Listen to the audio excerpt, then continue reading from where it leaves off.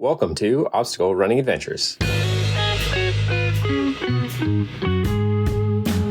Over the last 7 years, we have consistently released weekly episodes focusing on obstacle course racing, running, and other adventures. You'll hear interviews, event recaps, conversations about our sport, quick news updates about happenings in our community. And now, here are your hosts, Standing on the corner, Michael Stefano and Katelyn Ritter. Hey guys, it's Michael Stefano. And Katelyn Ritter. And Katelyn, how was your weekend? It was busy. You worked me like unbelievable. Yeah, I was surprised. I'm glad you were looking forward to that weekend, but I think you forgot how much work goes into covering this expo every year. Yeah, well, yesterday I was just irritated because I kept wanting to eat lunch and we never got to lunch. Yeah, I completely forgot about lunch, and I was pretty hungry after that, so that makes sense. We missed a few people, but we'll get into that a little bit. But after spending the last 48 hours together, I am now on a work trip until tomorrow, so some distance. Yeah, and I got my car back, so that feels really nice to have a car that's not trying to constantly kill me, whether it's the door closing on my leg or the seatbelt not working. Or just not charging my phone, or I could go on and on for a while. Or how about how loose the tires felt? Did you tell me? Yeah, no, the tires were feeling like they were going to fall off. When I returned the car and I told Mom, like, oh yeah, we took it into Boston. She's like, why didn't you take Katelyn's car? And I go, Katelyn's new car? We were going to take that into Boston? Are you kidding me? No, we took the rental and it survived. Thank goodness. Yes. Katelyn, give a shout out to our sponsors. Shout out Mudgear. Use code ADVENTURE for 15% off your next Mudgear purchase. And Caterpie. Use code OCR Report 20 for 20% off your next Caterpie purchase. Perfect. Katelyn doesn't have the list in front of her, so $5 plus supporters because it's not the first of the month yet. Thank you to Jason Dupree, Samantha Thompson, Dave Claxton, Bradley Keel, Charlotte Engelman, Aaron Grindstaff, Kenny West, Cheryl Miller, Jessica Johnson, Nick Riker, Christopher Hoover, Kevin Gregory Jr., Evan Irick, Brent George, Kevin Praetor, Wendell Lagash, Logan Nagel, Asa Coddington, and Seth Rinderconnect. Thank you so much for the support. And to our sponsored athletes, Javier Escobar, Joshua Reed, Kelly Sullivan, and Ryan Brizzalara. Nailed it. Didn't even have to look. Poll results. Did we do a poll this week? I can't remember. I don't believe so. Okay. Well, no poll this week. I have a meme. I'm going to send it to you. I found it, which means Katelyn needs to describe it. Okay. It's 6 comic strips and what? Panels. And on the top left, it's a red guy and a gray guy. And the red guy is like closing in on the gray guy. And the gray guy says, he's going to catch up soon. And then it zooms in on his face and it says, what should I do? Just give up? And then the red guy is saying, you can do it. And the gray guy says, I hear shouts of support. And then it goes to the next panel and it's 4 different people on their computers. One saying, don't stop. One saying, don't give up. One saying, go on. And then the red guy is closing in even closer to the gray guy. And it says, yes, no, not give up yet. And then, the last panel is 2 screens of YouTube. And the red one is like the content playing and the gray one is like the content loading, so it doesn't buffer. I think we did that meme a long time ago, but I found it again and it's a good one. Getting to the quick news though, something that we talked a little bit about last week that I didn't get to finish talking about because they didn't post it until the episode came out, but Mudgear Hannibal Pro Team came out with their final new addition to the team, Jamie Breenopoulos. So said go check out her Facebook to hear more about her 10-time Savage podiums in 2023 and 8-time first place win streak in 2022, which I believe we actually had her on the show to talk about that last year. So congratulations to her for joining that team. Looking forward to having more of those athletes on the show later this year. That is a solid addition. Absolutely. The New England OCR Expo is hosting a fundraiser on March 9th at 6 p.m. and it's called Buck Furpies. And it is a comedy show. Tickets are $20. Door opens at 6. Show starts at 7 p.m. It is BYOS, bring your own snacks, and a cash bar. Yeah, it should be a good time. Katelyn and I just bought our tickets. We will be there. And also, if you're interested in sponsoring that event, let me know because I am in charge of getting the sponsors for that event, as well as getting the vendors and sponsors for the following. Katelyn? And then on Saturday, April 20th, it is the New England OCR Expo presented by Ultimate Obstacles. And it's going to be in West Boylston, Massachusetts this year. Yeah, that should definitely be a good time. For the next news story, I wanted to talk about Julie Wolf, who is now engaged to Jason Fye. Congratulations to them. They posted a video saying rain and flooding kept us from the beautiful waterfalls of the Dominican, but zipping and horseback riding wasn't canceled due to the rain. Watch to the end. #finally. PHYNALLY, which is very funny. Oh, I love that. Congratulations to them. Caitlin, what's more excited than an engagement? It is a baby. That's right. Friend of the show, Jalissa.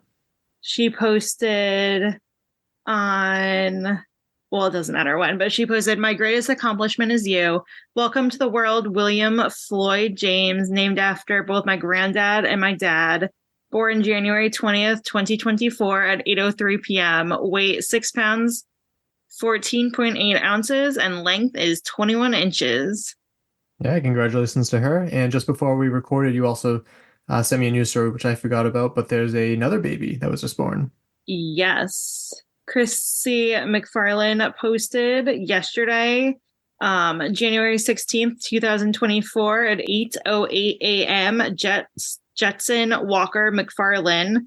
We waited 9 whole months to meet you, little one, and you are everything and more for what we could have asked for." Yeah, congratulations to her. I also wanted to shout out Evan Preparis.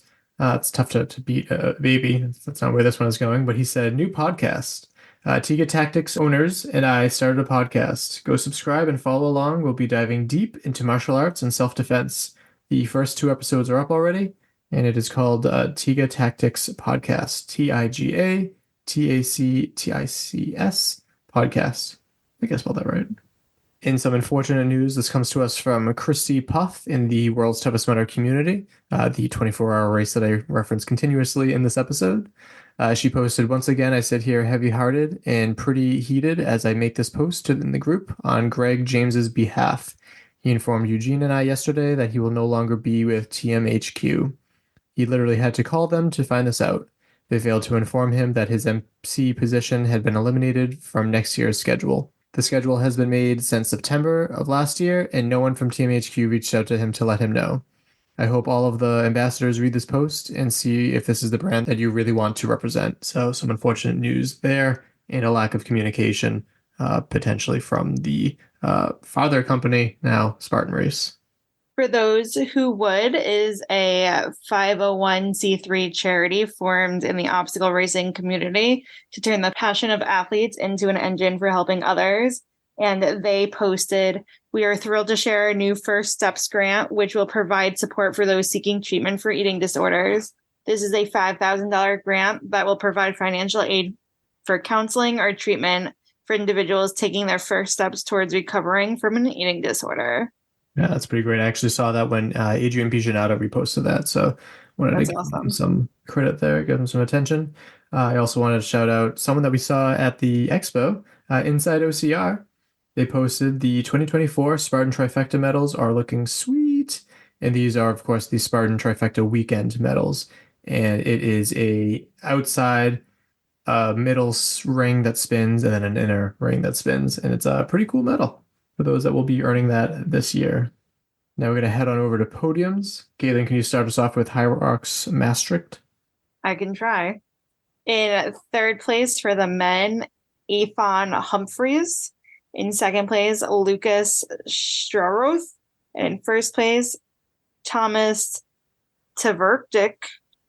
And for the women, in third place, Rebecca Nather. In second place, Jezebel Kramer, and in first place, Jennifer Nicolaj. Perfect. How about the Spartan Austria Super and Sprint podiums? Yes, for the men, in third place, Peter Vinicki. In second place, Manuel Maracani. And first place, Patrick Pizzell. And for the ladies, in third place, Agnes Gomori. In second place, Nicole Pills. And in first place, Olivia Litimer.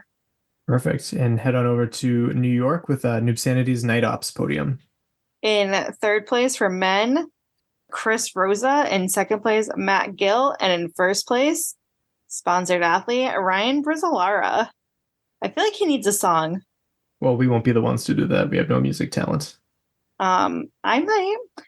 In third place for women, Jen Reese or Rice. In second place, Kelly Fort Boltson. And in first place, Doreen Klingsberg. Perfect. I'll take this next one because this was sent to us by Bradley Keel, who desperately wants us to come over and do that event, and I'm with him. But this is the Abominable Snow Race.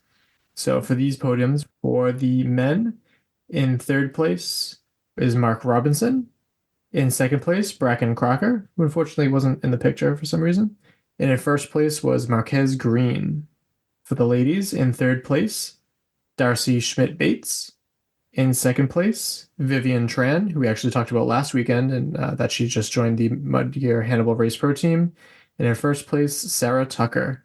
All right, Katelyn, do you want to take the rest of the podiums, starting with Spartan SoCal Beast podiums? Yes, for men in third place, Eddie Sanchez. In second place, Andrew Chapman. And in first place, Anthony Kunkel. For the ladies, in third place, Jessica Radford. In second place, Noelle Morrow. And in first place, Caitlin Frump. Heading over to the Casey Timber Challenge. In third place for men, Seth Townsend. In second place, John Taylor. And in first place, a friend of the show, Evan Paparis. And for the ladies, in third place, Misty Williams. In second place, Rachel Cutrone. And in first place, Jenny Overstreet. And then, are we doing Native X? Yep. Yeah, there's a few more. We lied when we said it's quick news this week. There's a lot of news. Native X Obstacle Fitness Race in Deer Park, West Palm Beach, Florida. For the men, in third place, Joseph Roberto. In second place, Johnny Mars. And in first place, Danielle Little. For the ladies, in third place, Aaliyah Emas. In second place, Rachel Waters. And in first place, Kasen Golovinka. And then for the Spartan SoCal Super, for the men, in third place, Orlando Lopez. In second place, John Howard III. And in first place, Nick Moultrie. And for the ladies, in third place, Jessica Radford. In second place, Caitlin Frump. And in first place, Natalie Miano. And then heading across the pond, as they say, in third place, this is High Rocks, Manchester. Pro men, in third place, Adam Corlett. In second place, Jake Williamson. And in first place, Graham Halliday. And for the ladies, in third place, Zara Pigrigiani. In second place, Jade Skellen. And in first place, Kate Davey. And then one more news story. There is a new world record for the fastest men's pro doubles in High Rocks. And this, of course, was Hunter McIntyre, who teamed up with Michael Sandbach. So congratulations to them. Oh boy, was there a lot of news stories there. There's also 5 secret links if you want to go down and check those all about. But let's get to what this episode is all about. So we return to the Boston Run Show. This is part 1 and covers everyone that we talked to on Saturday. Just like last year, we talked to so many people that it just did not make sense to do just one episode on it. Next week will be all of the Sunday interviews.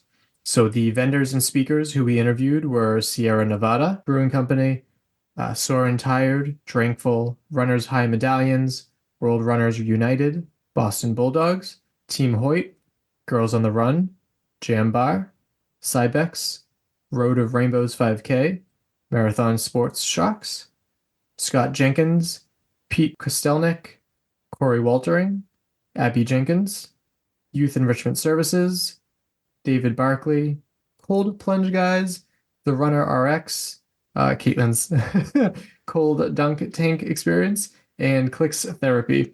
So those are broken down into 3 different sections. So go check the show notes if you want to find more of where you want to listen to, or you can just listen to the whole thing and enjoy it.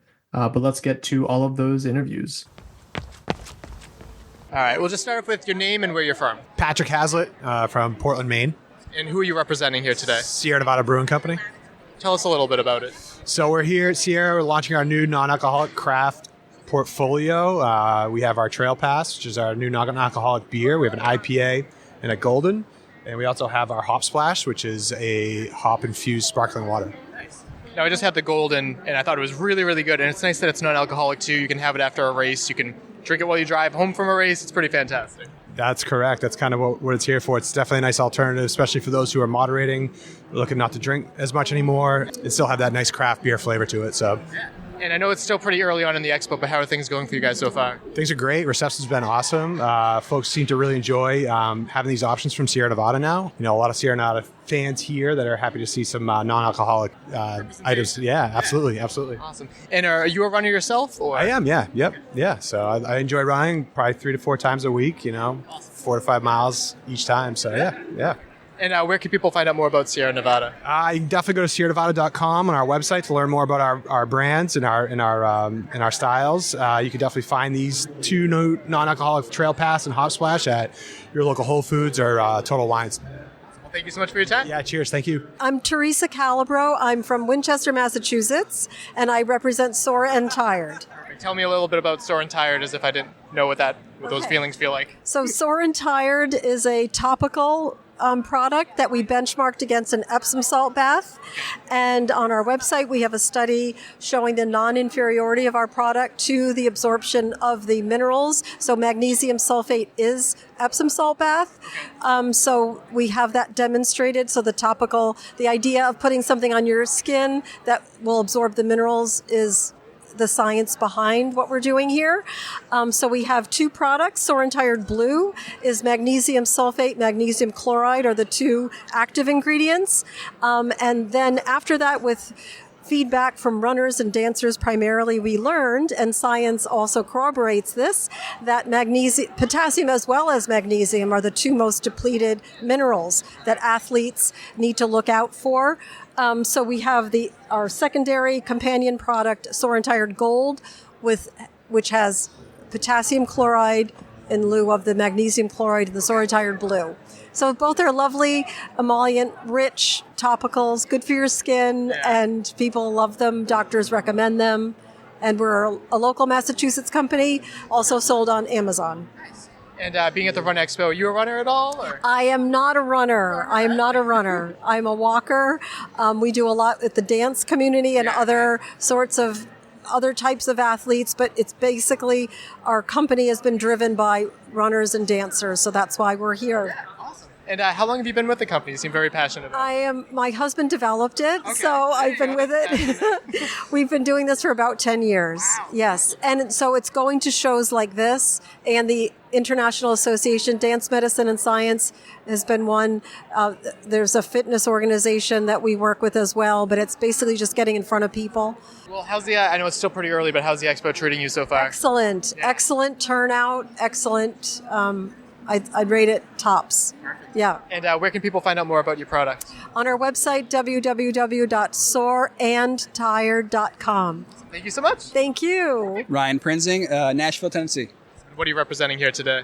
Drankful and also butt napkins. So we met a little bit last year, talked about Drankful. Give a reminder about what that's all about. A unique way to hold your water on the move so it doesn't bounce or slosh or jostle on your back. Yeah. And what's this new product that we have? These are butt napkins. These are individually wrapped, Cloud Soft water-based wipes for when nature calls. You gotta give it an answer. So this is for anyone who's ever been to a porta potty or out in the middle of nowhere or just out and about. Absolutely. I haven't met many runners that don't have some sort of horror story that this would have probably helped alleviate a little bit, right? Exactly, yes. We've heard a lot of personal stories here so far at the show. Yeah, I'm sure. And tell me about the bags that you have, too. Yes, we have the Code Brown bag, which is the full spa experience, has the hand wipes and the anti-chafing ointment. And we also have the first aid kit, which is called There Will Be Blood, Mud, and Crud. So, yeah, we can hook you up. Whatever life throws at you, we're here to help you. I like that you saw a need here. What made you want to take the step and expand to this kind of product as well? When we were packing out our packs, we discovered that there was a missing thing that people weren't really talking about or leaning into it, which a lot of people put baby wipes in the Ziploc bags. So we were really leaning into the individually wrapped wipes and fulfilling that need out there in the market. Yeah. And I'm sure kind of one hand washes the other. Like you have spots for this in the Drankful pack too. Correct. Yes. And it's still pretty early, but how are things going for the expo for you this year? It's going great. So it's been busy, which is good. Yeah. And where can people find out more about Drankful, the butt napkins, and everything? Yeah, drankful.com and also buttnapkinsusa.com. I'm Tom, and I'm with Runners High, and we're based out of Chicago. So tell us what Runners High is all about. Yeah, so Runners High creates custom medals, and we work with 30,000 race directors across the United States, and we've expanded into Australia and South America a little bit. And so we are about, letting race directors' concepts come to life in the form of an award. And we do primarily medals, but we do other awards that could really bring people's ideas to life. Yeah, I love it. And so I already told you I recognize 2 of these medals. We have the KC Timber Challenge, which I ran a while ago. And then we also have the, I can't remember the name of the race, but the Shamrock. I think that one's or whatever. Yeah, I believe I've done that one too. So there's a lot of medals to choose from. What made you select the ones that we have here on the table today? Yeah, so there's a few reasons.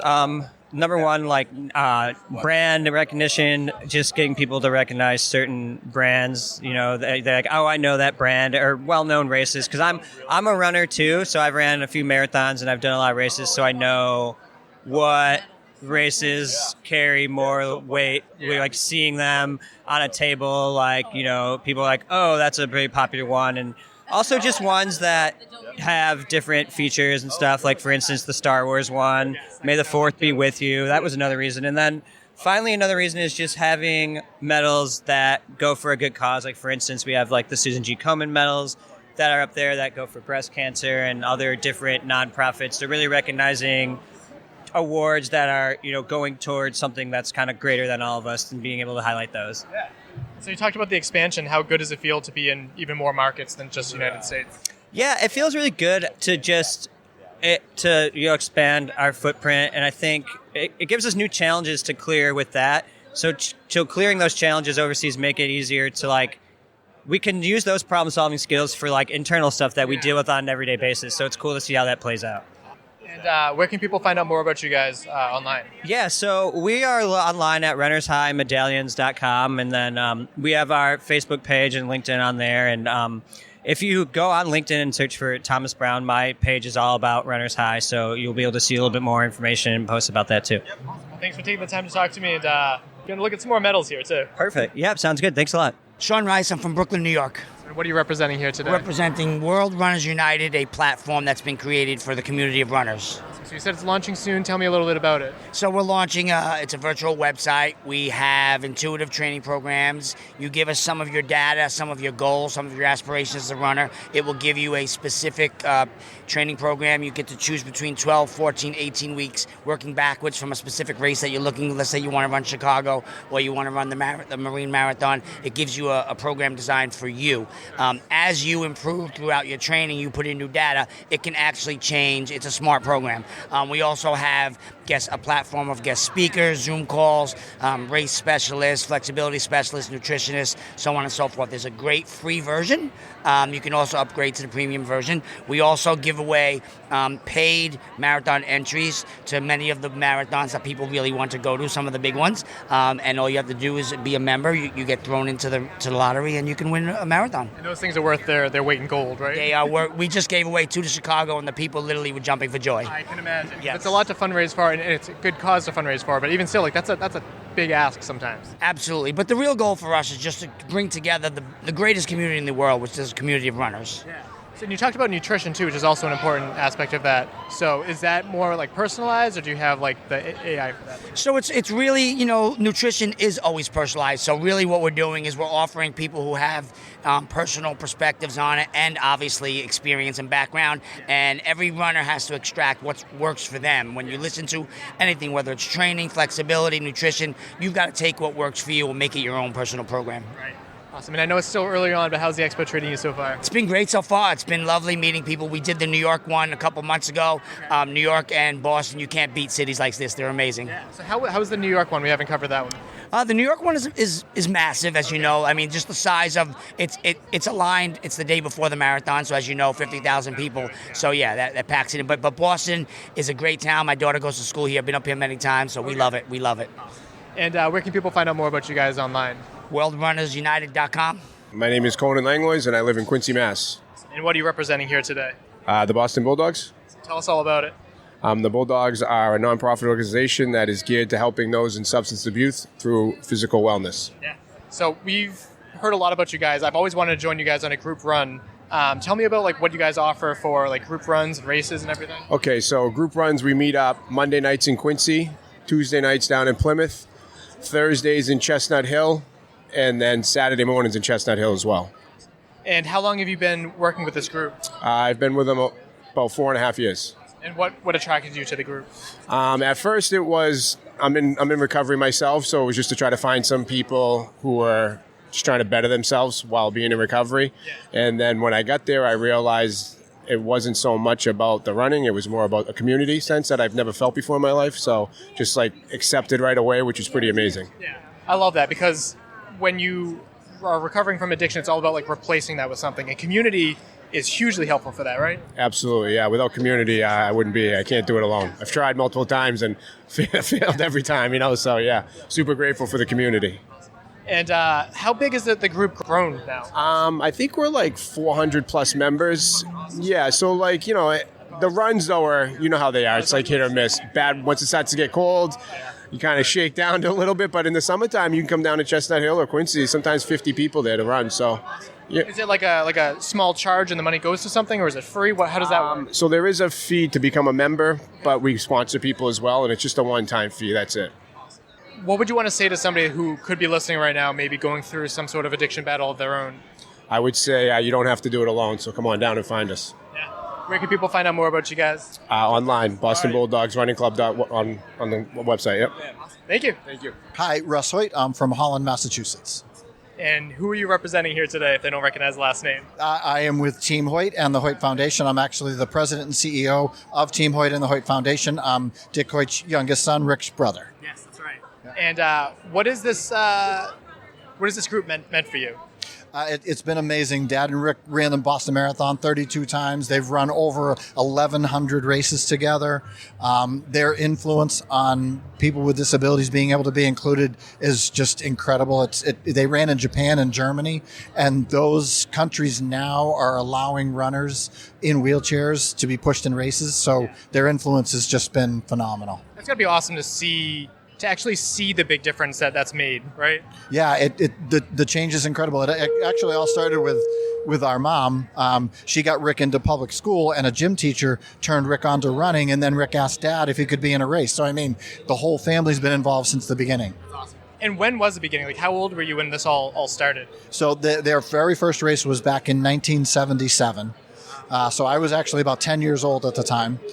Rick was 16. My dad was in his 40s, and he wasn't a runner when Rick asked him to run. That, yeah. So, he had to get in shape, and it was awesome. That's very cool. And I know you guys have like the statue, and it's recently being like renovated and stuff too, right? Yep. So over in Hopkinton, they actually just cleaned the entire statue. They drilled some holes in it so the water won't settle, and now the statue will actually stay fresh longer, and it's going to get a fresh coat of wax every year.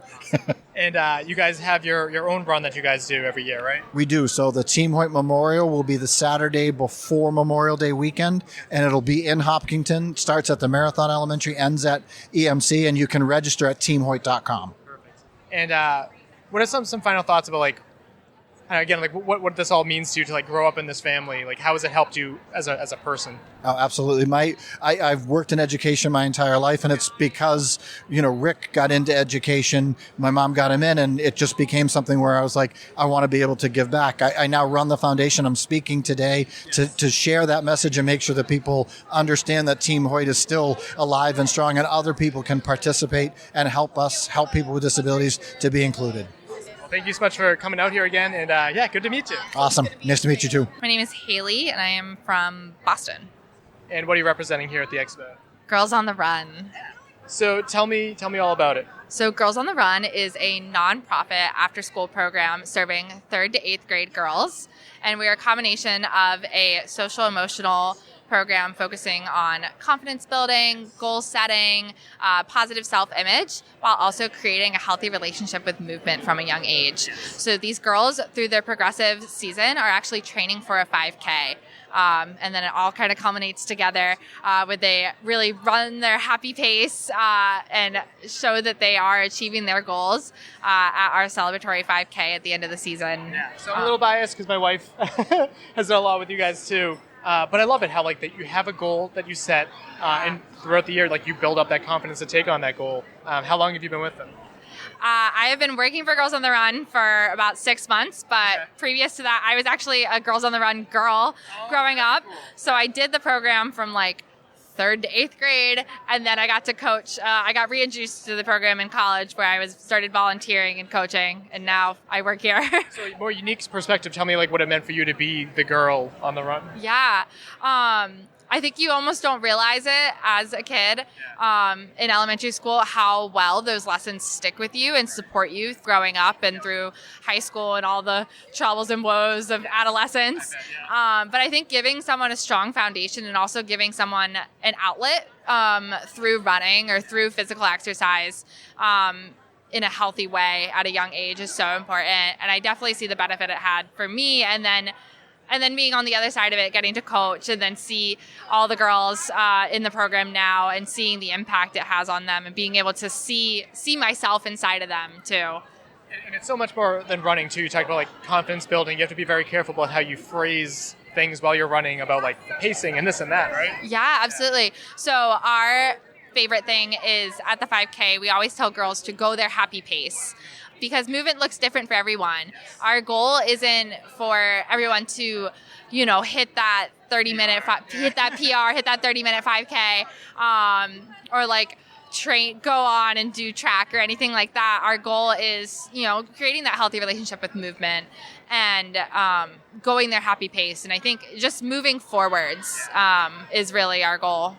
Yeah. Since Katelyn's playing around with it, tell me about these chocolate bars that you have. Oh my gosh, we have these super fun chocolate bars here where the she in Hershey's is a different color.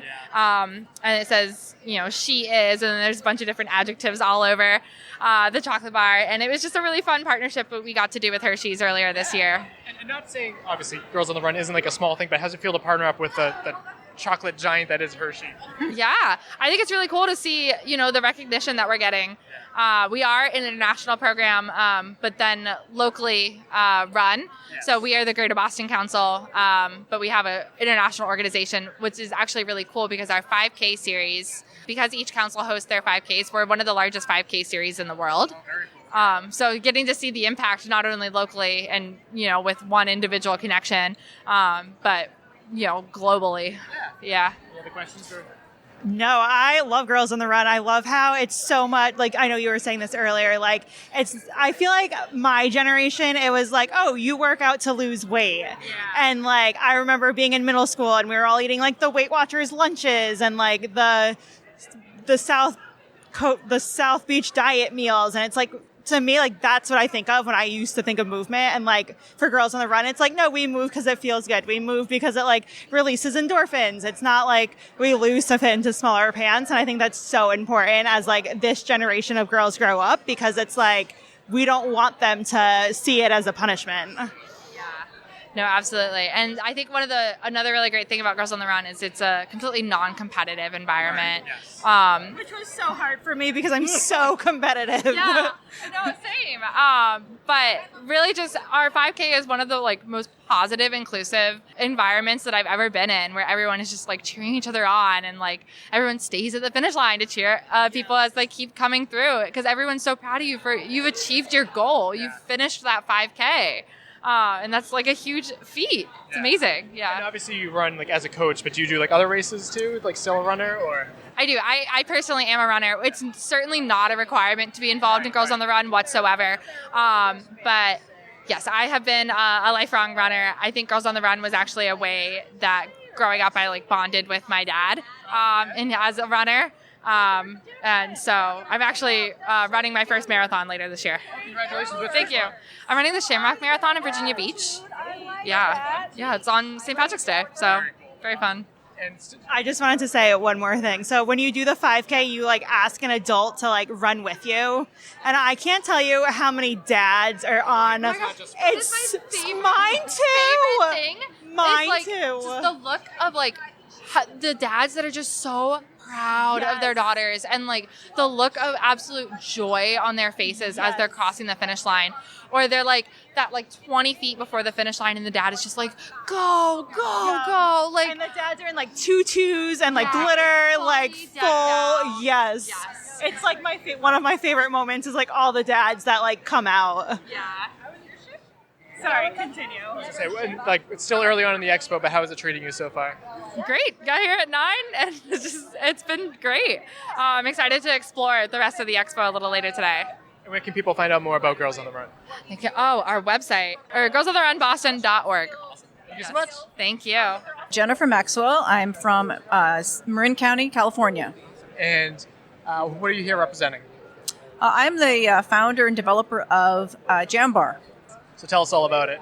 Yeah, Jambar is the newest all-organic, real food, very high-quality energy bar. Yeah. And what are the flavors that you brought today? We have 2 that are vegan-based, and that is mango and jazzleberry, 10 grams of protein. And then we've got chocolate and malt nut that are whey-based, and those are 10 grams of protein. And everything's real food ingredients, no manufactured sugars. Yeah. We had all of them except for the mango one, and they were delicious. What's your favorite flavor? Mine's chocolate. Yes. Can't go wrong with chocolate. And then I like to layer them. So if I want like a chocolate peanut butter experience, I'll make a little chocolate peanut butter sandwich, and I'll put a little berry in the middle and make it Neapolitan. So. Oh, that's really great. Yeah. Yeah. And how long have you been around? So we've been around since 2021. Okay. I've been around since I was a developer with my late husband at Power Bar. So I've been around since 1985. Jesus Christ, that's awesome. I know. Thank you. Thank you. Yeah. So what have you taken from like working with Power Bar and bringing it to the new company? Well, there's a lot of different needs for different types of runners, and we're running as our primary market, but all kinds of consumers can enjoy energy bars. Yes. And we took an angle of being organic and super high quality, which was a lacking area in the industry. So we're really enjoying a lot of like very enthusiastic people that want to eat more organic and high quality products. Are you guys runners too, or? Yeah, I've been a runner my whole life. Awesome. Yeah. What are some of your favorite events that you've run? Well, in terms of races, yeah. I did a triathlon series back in the 80s. That was really fun. A lot of Bonnie Bell 10K. I'm aging myself. I don't know. I've never done the Boston Marathon, but I've done Livermore Marathon, San Francisco Marathon. San Francisco's so nice. Yeah. But based in the Bay Area, they've got a lot of different races that are really fun. Yeah, totally. And it's still pretty early on, but how's the expo treating you guys so far? It looks like you've been pretty busy. Yeah, we're really busy at our booth. People are like, wow, this is a fantastic product, which is really fun to hear. Yeah, and you're at a great place to enjoy like the trail running speakers too. Have you been enjoying that too? I'm too busy. I can't even hear them. Best problem to have. Thank you. And where can people find out more about Jambar? So you can go on our website at jambar.com, where we sell there. We have a show special here. We have a nice set on Amazon. And we are based in California, but we're getting out more all across the country into mostly health food stores and running stores. Awesome. Well, thanks for taking the time to talk to me, and good luck with everything. Thank you so much. I'm Catelyn, and I'm from Dorchester, Massachusetts. And what are you here representing? Cybex. So tell us what kind of products you guys do. We do juvenile gear, so strollers, car seats, running strollers, joggers, high chairs as well. Yeah. And tell me about the sign, too. You're giving away 250... Yes, and in the spirit of the marathon season, we want to get mothers and parents out with their strollers, running with their kids ahead of marathon season. So just trying to get more people out on the streets and running, moving. So your partner did a great walkthrough of like what makes these so great, but tell the listeners what makes your strollers so helpful for runners. Yeah, so they're really well made. We're a German-based company, so everything is German engineered. We've got all of our testing done in Germany, so really great starting point. And then they have a ton of great features. Everything's super versatile. I'm sure he walked you through the Xeno that can take a bike. You can do hands-free running. You can take it cross-country skiing. So you're not buying it for one thing. They're all super versatile. Absolutely. I thought he was kidding. Oh, about the skis? Yeah. Yeah, I'm like, oh, that's great. I didn't even think about that. That's brilliant. And then it's super easily like foldable too. He showed us how with a we fit this whole booth in my Honda CRV, so everything you see here besides this table fit in my car. Yeah. And then you also talked about the netting where it's like SPF 50 or whatever too. Yep. So we've got our fabrics are UPF 50, so protecting from the sun. They've got 360 sort of mesh fabric to keep things cool, breathable, to make sure the kids are protected while they're riding. Yeah, that's great. He was saying that like you guys aren't just like a stroller like factory. Like you guys do so much more. Like you guys have been around for a while. Yeah, so Cybex is really, really big in Europe. That's where we were founded. And so we do all sorts of things, like I said, strollers, car seats, high chairs, everything German engineered, so really well made, and we're making our way into the rest of the world. Yeah, that's awesome. And it's still early on in the expo, but how's the expo treating you guys so far? Oh, it's been great. Yeah, this kind of thing is a little bit new for us. We typically do like the baby parenting shows, but it's been awesome to talk to people about running with their kids. Yeah. And we're not parents, but I was pushing around. It's nice. I was just going to say, we don't have children. I'm not pregnant, but he was intrigued by the strollers and was pushing one around. So I'm saying they're eye-catching. It's something different than what they see in the rest of the show. So yeah. Nothing against like socks and stuff, but like everyone has socks. Everyone has shoes. Like, oh, strollers. Yeah. Like this is something that a lot of people need. That if you have like a bad stroller and you're out for a run, like you're gonna have a bad time. Yes, exactly. It's not something you can switch out easily, so you got to find the right one. And how long have you been with them? Since April. Okay, nice. Yeah. And where can people find out more about you guys online? Cybexonline.com. Thank you very much. Thank you. My name is Joey from Boston Theater Company. And what are you here representing? We're representing Road of Rainbows, a Pride 5K. Tell us all about it. Yeah, Road of Rainbows is a Pride 5K on the Boston Commons Saturday, June 8th. It's 3 laps around the Boston Commons. It's a fun, inclusive, gender-neutral event. After the 5K, we've got performances, we've got drag queens, we've got local artists, and all the money raised goes to nonprofit Boston Theater Company to support our Queer Artist Festival. I like that. I didn't even. So tell me about the festival too. Now I'm distracted. Yeah, no, of course. Queer Voices Festival is happening in March at the Boston Center for the Arts, March 8th, 9th, and 10th. And it's 7 10-minute plays written by queer artists, directed by queer artists, and performed by queer artists. That's pretty awesome because they don't get a lot of representation elsewhere too, right? So. Exactly, especially representation by queer artists for about queer artists. Right. So tell us about all the events you said after the 5K, drag queens and all that. That sounds like such a fun. It is. We try to make it really fun. You show up, you do the 5K, and then after the 5K, you stay for the performances, and we got fun snacks, and it's a really fun How day. long have you guys been doing this event? It's our fourth year. Okay. Cool. Yeah. And how has the turnout been? It's been great. We had thousands and thousands of people coming. A lot of people run, some people walk, and a lot of people come to support too. So. Yeah. Are you a runner as well? Most of the time. For the event, I usually just do 1 lap, get my rainbow medal, and then have some snacks. You have to tell me more about the rainbow medal. Yes. Now you have us here. We have a rainbow medal. Okay, yeah, let's walk over there. Check out the rainbow medal. This is last year's rainbow medal. Hopefully this year will be even bigger and brighter. Nice. This is last year's design. So everyone gets a medal whether you do 1 lap or all 3 laps. So it's great for seasoned runners who want to run all 3 and get a time, and for new runners who just want to run 1 and just try it out, It sounds like it'd be a fun course too, like the Boston Commons. Like it's a pretty nice area. Yeah, and it's Pride weekend, so it's it's a really fun festive day. Yeah. And where can people find out more about you guys online? Yeah, they can check us out at bostontheater.org or The Road of Rainbows, Instagram, The Road of Rainbows. I have a question. I'm sorry. How did the run get started? So we have been, we work with a lot of queer folks and a lot of theater artists. And a lot of them said that, especially in athletic events, they don't feel included, especially with gender. And so we decided to make the most inclusive athletic event in Boston. So we've got no gender requirements about signups. We have no gendered awards. We're in an ADA accessible location. We're ASL interpreted, and we're 3 laps. So people can do all 3 or 1. So we really like to empower folks to come however they want and to participate however they want. And we also have a tiered ticket system. So it's 20, 35, 50, or free. And all tickets are equal based on the honor system. So when you come, if you had a free ticket or you paid a $50 ticket, no one knows the difference. Everyone's welcome at the Road of Rainbows. Insanely inclusive. I love that. I know. That's super cool. You said ASL, so like American Sign Language, like there's interpreters there too? Yep, we have interpreters because we've got a stage with performances and announcements. So the whole event is ASL interpreted. So, we try and make it so that anyone can come and everyone can enjoy. Yeah, I love that because that was actually something that I noticed last year. I don't see it this year, but last year they had an ASL interpreter like for all the speakers, which was great because even if it's like one person that needs it, or in case like this event more people, that's huge.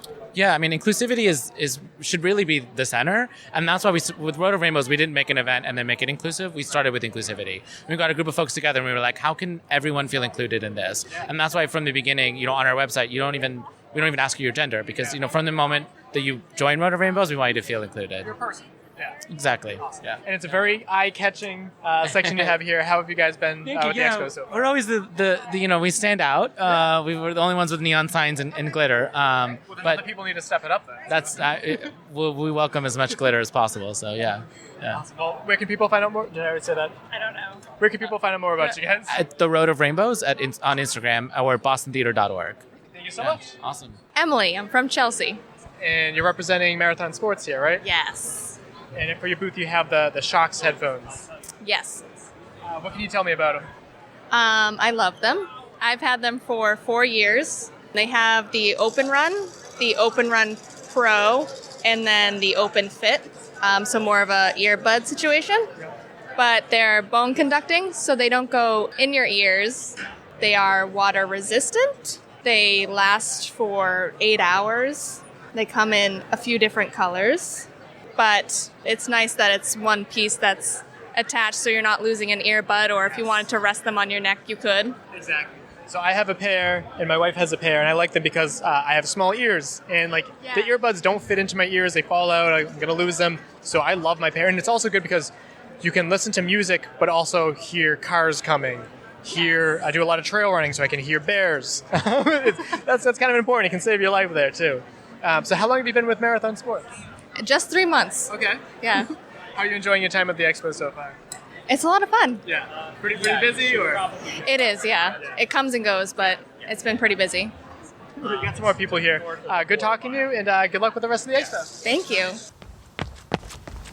I'm not going to ask you to repeat your whole talk, but let's start with your name and where you're from. Sure. I'm Scott Jenkins. I'm from London in the United Kingdom. And you just finished up with your talk. How did it go? Yeah, talk went really well. I was talking about the Triple Crown of 200s, which is a series of free 200-mile ultramarathons here in the States. And it was absolutely, it was an awesome experience running over here in the States on those trails. And really nice welcome here from the crowd in Boston. I love this city. It's great to be back. And correct me if I'm wrong, but were you the first Brit to ever complete? Yeah, first Briton to do the Triple Crown of 200s, which I feel very grateful and fortunate to be able to get through it, and also to have the opportunity to experience some of those trails. It's something that will stick with me for the rest of my life. I love running over here in the States, just such beautiful scenery, and like I say, the city of Boston holds a special place in my heart because back in 2010, I ran 2,000 miles from Boston, from Boylston Street to Austin in Texas. Yeah, man. So you've been doing this for a while, but what do you say to someone when you tell them that you do ultras and they don't realize that there's anything past 26.2 miles? I would just say it's just a case of mindset, really. I think just go and find somewhere that you think you'd enjoy running, and then having a bit of adventure, and then just moving down the trail and enjoying the experience. And if you do that, then you'll go further than you realize. You don't need to look at your watch. Just keep moving forward. Absolutely. So ultra has my heart because I'm not fast, but I'm very mentally tough. Yeah. And I love going for as long as I can. My favorite event that I do is a 24-hour obstacle course race. And I got 50 miles and 55 miles. And it's just something spectacular to be able to accomplish these feats that you don't know whether or not you'll be able to finish, right? Yeah, and I think that's the appeal of a challenge for sure. It's if you knew that a challenge was going to have a positive outcome, then it wouldn't be a challenge in the first place. It needs to have that element of risk, that element of fear, that something scares you, so it pushes you outside your comfort zone, and you still dare to go for that goal anyway. And that's where you learn. That's the beautiful thing. You learn so much about yourself. So yeah. And it's more than just running, too. It's also having a positive effect on your community, too. You also talked about how your Operation Smile, right? Yeah, I'm very passionate about Operation Smile, and it's always my classic why, right? I use that to keep me motivated when I'm going through dark times on the trail. And I just think it's a wonderful charity. They put smiles on people's faces, and can't think of anything better than that. What is it? I think it's connected up to... Pete Kostelnick from Flagstaff, Arizona. And how did your speech go today? Oh, it was really fun. Yeah, I love the Q&A format, at least for me, just because it kind of takes the conversation in different directions. So I think it's good, to kind of have different formats like this that we have, I love telling stories as well, and kind of telling a story at the beginning and then kind of looping it back to the end and kind of going full circle on it, because I feel like that's kind of how my like little Forrest Gump story has kind of been. Well, you got plenty of stories. We can't go over all of them, but something that you mentioned was how you fell out of shape and then you went to running to get back into shape. Well, that's what I'm going through now, going through grad school.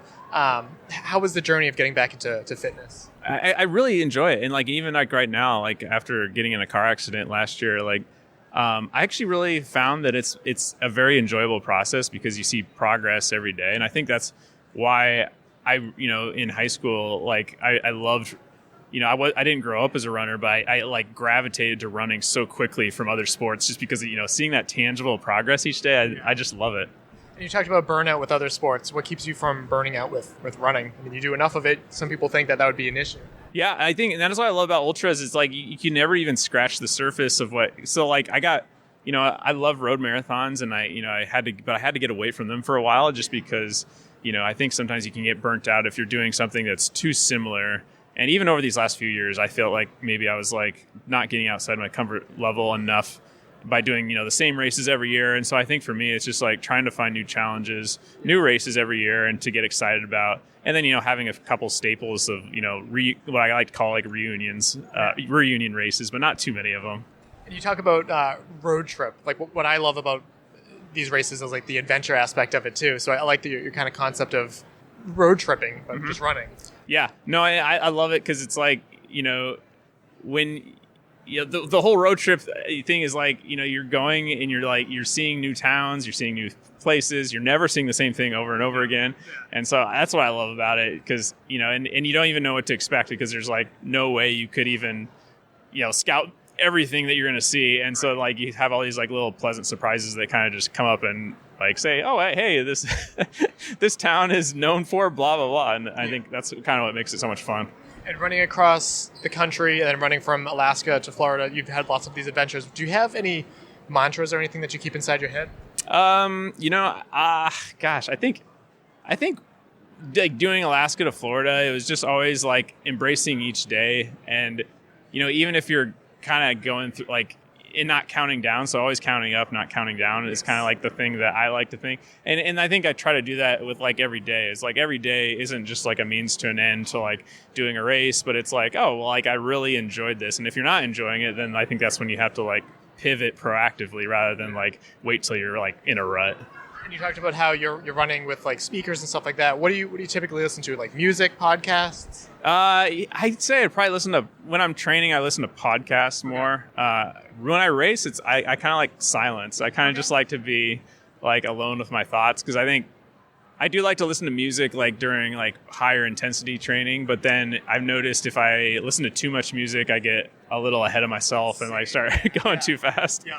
So podcasts kind of keep me like grounded a little bit. Yeah, another good aspect of running in silence too is you can keep an ear out for bears and stuff on trails. So we have like black bears where I usually go running, and I see those, and that's not a threat. But talk about like grizzly bears and like actual serious animals. Yeah. Actually, moose I think might have been the most frustrating. Like, and you think like, oh, bison. So bison would always run away. Bears would mind their own business.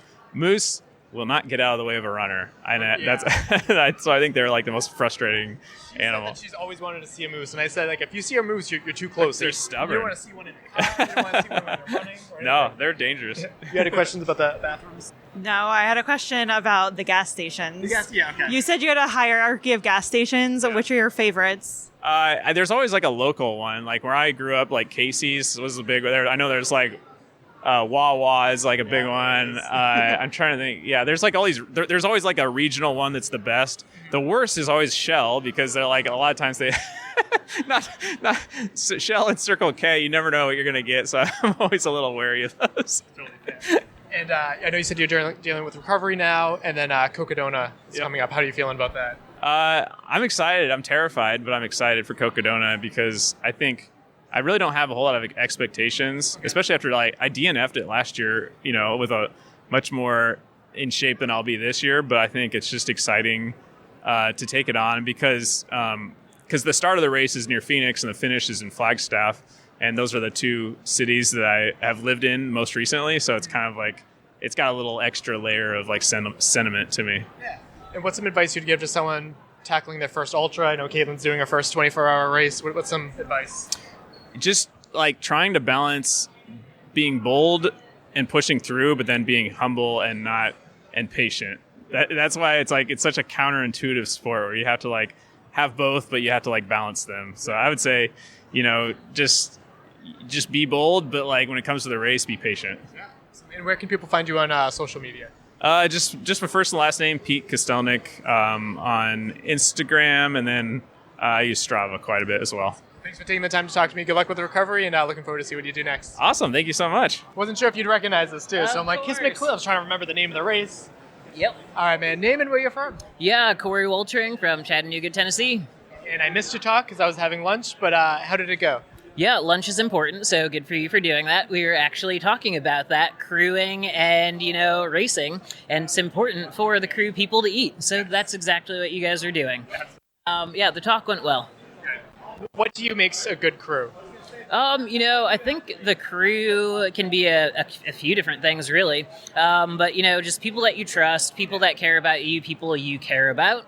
And, just people that know you. So that way, when you kind of get cranky and tired and you want to quit, they keep you moving. Yes, absolutely. They have to be your brain at a certain point, right? Absolutely. I mean, it gets hard being out there day after day, mile after mile. And so it's just people you have to trust to be able to think for you when you're not necessarily in the best mindset to think. Yeah, it's funny because, my wife's going to be doing her first 24-hour race, and so I have to switch sides and be the crew instead of being the person out there running. So it has to take a different, mental change there. Yeah, and see, I mean, that's awesome that your wife is going to do a 24-hour race. That's super exciting. And for you, that will be fun because, I mean, you can take all of the experience that you've had from your racing and stuff to then help your wife accomplish her goal, But at the same time, you have to remember, you still have to be able to take in your calories, your fluids, all of that. Because so many times crew gets so wrapped up into focusing on the runner that they forget about themselves, which, I mean, is great for the runner, but also terrible for the crew. Yeah, it's almost like put your own oxygen mask on first before you help other people. Absolutely. So some changes with you. Did you recently move to Maine, right? I am in the process of moving to Maine. How's that going? Good so far. A lot of things are going into storage, but good so far. I'll be up there at the end of February, so super excited for that. What made you interested in Maine? Yeah, just a lot of life changes. And so, yeah, lots of life changes, and Maine is where we'll be for the next couple of years. Just figured you want some more cold in your life. Yeah, it's funny. I actually hate the cold, and so I'm learning to love it again. Okay, there you go. And then also you partnered up with Merrill recently, too. How's that been going? Yeah, I'm super excited to be with Merrill. I was with the North Face for the last 4 or 5 years, which is great. And now just excited for a new chapter with Merrill. And what's up for your race schedule now? What are you planning for this year? Yeah, so in a few weeks I'm racing 9 Dragons 50-mile and 50K over in Hong Kong, which will be super exciting. And then after that, I'll be headed to Croatia for Istria 110K. Going to do Cruel Jewel 100-mile in May. And going to Wales for 14 Peaks Ultra, one of the Sky races in June. And then going after the FKT on the AT southbound this September. Super exciting. Yeah. How does it feel to find this sport that takes you all over the world, like Hong Kong? That's pretty amazing. Yeah, it's great. It's really fun to be able to travel and just see the world, literally on my own 2 feet. It's pretty amazing because there's something about vacationing in a spot that's fun, but then there's also racing and then being able to vacation. But when you're racing, you're going to places that you'd never seek out on your own if you're on a vacation. So, I mean, it's just super cool. Where can people find you on social media? Yeah, if you want to follow along for running, I'm on Strava, Coree Woltering on Strava, or just Coree Woltering on Instagram. How are you enjoying the expo? Did you get to walk around and see some of the vendors? Yeah, this has been super fun. I mean, meeting a lot of people that, you see their stuff on social media and then finally getting to put some faces with names or faces with brands. So, I mean, it's really cool. Well, thanks for taking the time to talk to me. Sorry I missed your talk. And good luck with your races this year. Yeah, awesome. Thank you so much. So I'm Abby Jenkins, and I'm originally from Scotland but live in London. Okay, so I was just telling Corey I missed your talk because I had to grab lunch. But how did it go for you? Yeah, it was good. It's my first time doing anything like that. So yeah, it was very fun. I got to poke fun at Scott, which is always nice, and share some home truths about what he's like to crew for. Yeah. Were you nervous at all public speaking with the crowd? No, I'm okay when it's like a panel Q&A. If I was standing up doing a presentation, yeah, I would be very nervous, yeah. So talk about what makes a good pit crew. I think being calm in the moment, knowing you need someone in the crew that knows your runner's limits. You don't need everyone to know it, but you need someone. And I think people that can flex whatever their role is important, because sometimes things don't go to plan, right? So you might have someone that was only meant to pace one section but it's going to pace two. So actually you need that other person that was going to pace to be comfortable that they need to flex, etc. But I think, remaining calm and being flexible are probably the two main things. Yeah, it's one thing to be pit crew. It's another thing to be a pit crew for your significant other, right? Because I hear a lot of people don't have your wife be your pit crew. It's like, but sometimes they can be your best. Like, she's been my pit crew for a couple 24-hour events that I've done, and it takes a really special person to be able to be a significant other and be pit crew.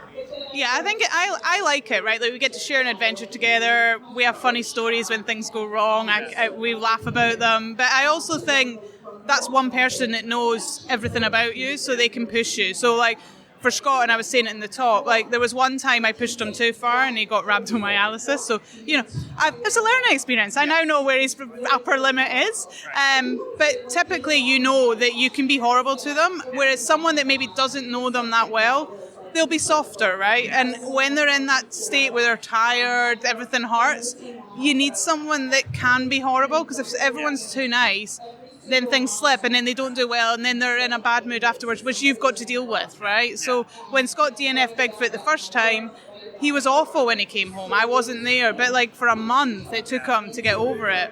Whereas I wouldn't have let him DNF, whether he was in a horrendous situation or not, even if he came last, unless it was something that he had to, right? Yeah. So I think that's important. It's all about having that switch of like, this is the time to be nice and, I'm your wife or whatever, like, okay, now I have to be the boss bitch. Like, I have to be your brain because you're not thinking right now. You're not capable of thinking. I have to think for you. Yeah, boss at home, boss on the trail. I like it. And so you've been able to travel to some pretty unique events. What have been some of your favorite from a pit crew perspective? My favorite two to crew for are Cocodona. That because you go through and get to see all the different towns. You got cell service the whole way. You've got time to be able to go and actually get something nice to eat. So for me, coming international, being able to see places is really nice. I like Badwater because I can run sections with them. I'm not a great runner. I can't do a 20-mile section. So for Badwater, I can run maybe 3 miles, 5 miles, but I still experience the pacing aspect. And then if he's trying to do like an FKT or a kind of self-created challenge, I like them because we'll choose somewhere maybe that we both want to go as opposed to where the race dictates. So then I get an experience that I also experience a different country. So yeah, almost turn into like a racecation a little bit too. Yeah. Yeah, as long as we make sure there's limited time for running and a maximum time for holidays, that typically works well.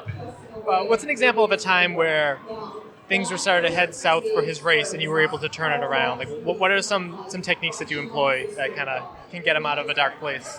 So I think there's probably two races spring to mind. So I think Cocodona 250, when he did it, he was having a phenomenal start to the race. He was way further up than we expected him to be. And then around mile 80, he rolled his ankle and then 3 miles later rolled it again. And it was like he had elephantitis, like it was huge. And so he came into the aid station and he was in a really good mental place. So he was still like competitive. He didn't want to quit or anything. But there was another crew next to us and the lady was a nurse and she was like, I don't think he should be running. But she's saying it loud so Scott can hear it. And I said, look, I'm telling you right now, he's in a good headspace. He's got through worse things than this. Please don't alter where he's at in his mind. And he went on and he finished and he came like 35th. So he was able to compartmentalize that pain. And then the Moab story that he talks about a lot, when I'm a witch. So that was really hard because it was about 10 to 13 hours where I couldn't get him to move. I couldn't get him to do anything. So I had to try being soft, ask questions, try and say it's life or death. And none of them things were working. I was horrible. That didn't work. So I had to really rely on other runners. And I eventually got a runner that was able to kind of help me. And then that turned the race around. So he lost some places, but he still finished, right? That's another unique thing about the sport is that it is not a team event, but yet there is camaraderie to be found in these amazing long races. Yeah, Scott will always explain it as a team sport run by a runner. And I think that's fair because I think it's either other runners on the trail are going to help support you or you've got the crew or your pacers that help support you. And I do think there's times a lot of people do it without crew, but they still rely on the support of other runners while they're on the trail or at the aid stations, right? So Yeah, I think it is a team sport, in all honesty. What do you have that you're looking forward to for this year? A couple of things. He's got Croatia coming up in April, Istria 100 miler, which was the one I chose because I've been to Croatia and I liked it. So I was like, beautiful. Yeah, Croatia is stunning. So I've been before, Scott's not. So I was like, we'll sign you up to this one. And it's just going to be a long weekend, right? But it'll be nice. And then he's got the Divide 200 at the back end of the year in September that he's signed up to already, which will be nice because it's a part of Canada I've not seen. And then he's going to try and do an FKT in the UK, which I'm looking forward to because the crew will all be our friends, which we rarely get because all the races are like international. And the crewing we've had has been amazing. Like, we've made lifelong friends. But the difference when you start off with a crew that all know each other, you don't have that half a day to a day just to suss out everyone's personalities. So it's like a party from day one as opposed to a party at the end of day one. Well, yeah. And where can people find both you and your husband on social media? So I think I'm at Abby Fleming, and then Scott's at Scott J. Jenkins. Well, one more question. Have you had the chance to walk around and see all the vendors at the expo? How are you enjoying your time here? Yeah, I've had a little walk when I came in earlier, so I've seen the Ultra stand, and then also I've seen the Craft, which isn't a big brand back in the UK, so I'm going to go back over there and have a little look at that. But yeah, it's a nice buzz. We were here last year, and I think it's got busier than last year, which is cool. Well, thanks for taking the time to talk to me, and good luck with your 2024. No, thank you for giving me a little chat. It's cool. David Zablatsky, Dedham, Massachusetts. And what are you representing here today? Youth Enrichment Service out of Boston. And so you told me a little bit about your story. How long have you been working with them? Since 2007. What keeps you motivated to work with them in particular? It's basically giving back to the community since we're dealing with inner city youth out of Boston. Yeah. So tell me what they're all about. So we have programs like right now we're at the Run Show. So we have obviously outdoor adventure sports like biking, hiking, rock climbing, skiing, fishing, sailing, fall track, cross country track, winter track, summer track. In different locations in Boston. And then our program started as a ski program to help people that couldn't, not affordable, as a lot of things are. Then we obviously added snowboarding.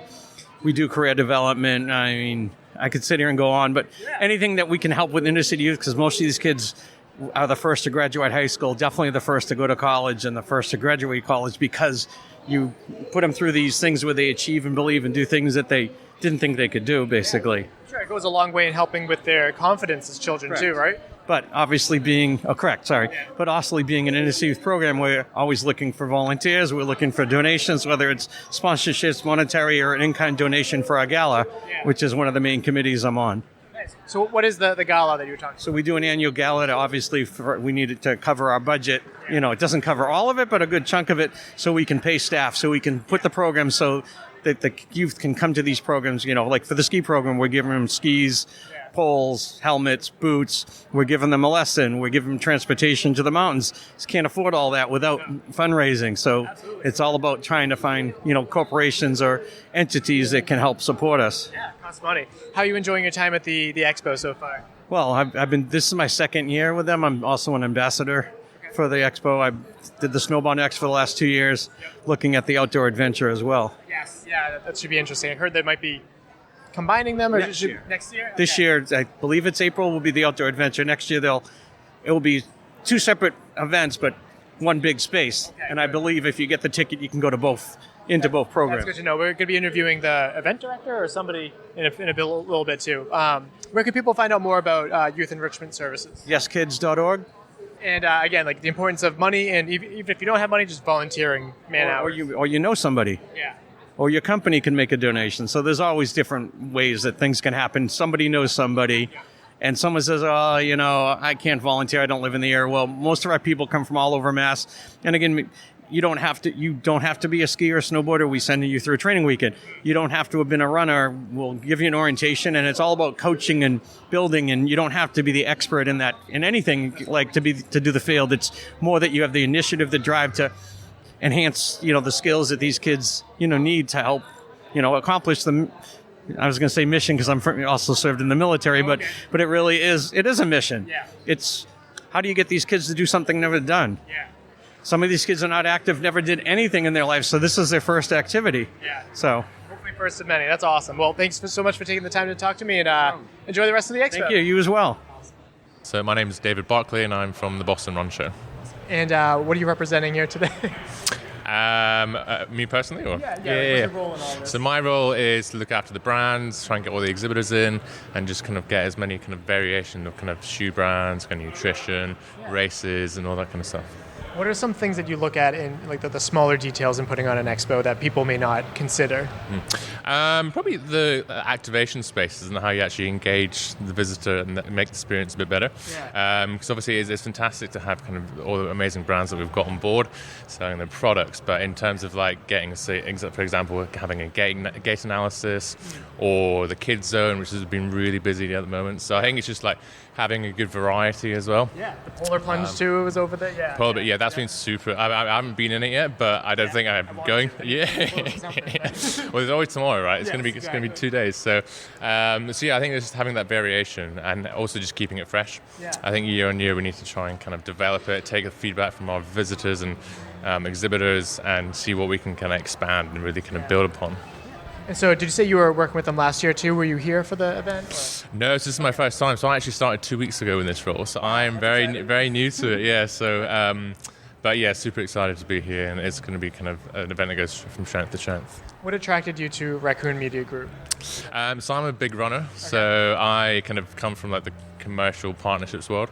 But my thing is trail running. So yeah, there we go. But for me, kind of running means kind of keeping physically fit, but kind of more importantly, like mentally. This kind of gives me the space to think, but also socially. Like, I love going out on the trails with my friends, grabbing a coffee. So I did a ultra marathon last May, and one of my favorite bits was being able to kind of have sausage rolls and coffee like halfway through and talking to all the volunteers, and like it was really cool. Ultras are the best too, because the socialization and just like it's almost like an eating contest with with running in between, right? And also, you don't have to run up the hills. Like no one cares if you walk, and then it's we're all crazies out there, so that's for sure. That's actually one of my favorite things about this expo too, is it's not just Boston Marathoner. It's just not just marathoners. It's not just for 5Ks. It's trail, ultra, this and that, and you split it apart very well too. Of here's like the road stage, the Olympic stage, and here's like the trail and ultra stage, and I really value that as well. Yeah, well, that's a really important part to us, because I think where we're situated as well, we're kind of like 4 months out from kind of, I guess the race season. So people are looking at what footwear they can get, what nutrition they can add to their kind of running kind of schedule, because in reality, like when you go to Marathon Expo, you're kind of concentrating on, okay, just don't get injured, and just like focus on getting your bib and then getting to the end. But now people actually have time to kind of talk to the brands and kind of get to know them, which is really cool. Yeah, enjoy it, soak it all in. So how do you feel that you guys did this year in terms of like getting vendors to show up? Really well. I mean, we've got a really good retail partner in Marathon Sports, and obviously we kind of got a relationship or partnership with the Boston Athletic Association. So I think having those two kind of organizations like reinforce what we're doing is massively important. And I mean, it's really exciting to get the big brands like Puma, Adidas, but it's also the smaller scale brands as well, because I think kind of it gives them an opportunity to kind of engage with their audience and kind of get to know them. But that's crucial, because like you said, there's this Puma, which like everyone would recognize Puma and Marathon Sports and this, but there's also like Caterpie, who helps sponsor our shows too. Like it's a great smaller thing that you may not be aware of, and there's one that had the strollers, the running strollers, and it's a good variety, which I very much appreciate. Exactly, and then it comes back to like the inclusivity bit, right? Yes. Where kind of if you take one step, you're a runner, no matter how fast or far you go. Yep. And I think like the stroller example was perfect, because like if a mother just had a baby, and maybe she's looking to get back into running, and but also kind of going that journey with the child is like super special. So I want to get into next year a little bit too, but any more thoughts on how like this year is going? I think just going from strength to strength. I think we were a bit unlucky last year, with the weather. So it was like really cold. Yeah. But now today feels like a UK day. It's like 4 degrees and it's a bit rainy outside, so that's like perfect for us. 4 degrees Celsius, by the way. Celsius, sorry, yeah. 4 degrees Fahrenheit was last year. That would have been a bit different, yeah. In terms of kind of where we're going to take the event, it's just kind of building on, as I said before, taking the feedback on and what other areas can we put in. So I heard some grumblings about this combining with another outdoor. What's that all about? So we, as Raccoon Media Group, we also have an outdoor expo. which this year is going to be in April. Okay. And our thought process around that is we're going to combine them, but they're going to continue to kind of retain their individual brand. Okay. So the Boston Run Show will still be the Boston Run Show, but it's going to have a much bigger audience, and particularly with the trail running as well. Mm-hmm. There's such a massive crossover between the Outdoor Expo and the Boston Run Show. Yeah. So we're going to be investing heavily in the speaker content, improving kind of signage, and kind of really still investing a lot of money into kind of making the visitor experience as best as possible. Yeah, something that I don't think a lot of people listening may know too, but this event is new to the United States, but it's been around in the UK for a while, right? Yeah, correct. So the National Running Show was set up in 2018. Okay. Yeah. So it's kind of it's really established now. We had it last week, and it was incredible. Like, we had over 30,000 people there. There was a huge number of exhibitors. We had Mo Farah. Okay. He was kind of one of the headliners, and he was awesome. They did kind of the Mobot in the crowd. I don't know if you've seen that, but so yeah, we're kind of learning lessons from kind of what our UK shows are doing and bring them over here and kind of trying to expand them. Do you get the chance to enjoy and nerd out and get to talk to these people too? Oh yeah, 100%. Yeah. But it's super interesting because I feel like so I've been a Hoka man for a while now. Okay. And I kind of, even though I'm wearing Pumas now, so yeah. Sorry, I should have a Hoka trail running man. But so I had Ons before this, but now I've got Pumas. But it's been super interesting to talk with the brands about kind of what's out there, because there's so much variety and so much kind of option that it's kind of sometimes you can get a bit but speaking to the experts helps so much. Yeah. And then a lot of work goes into the planning to put this event on, but what is the additional job that you do while the event's happening? What are you busy doing now?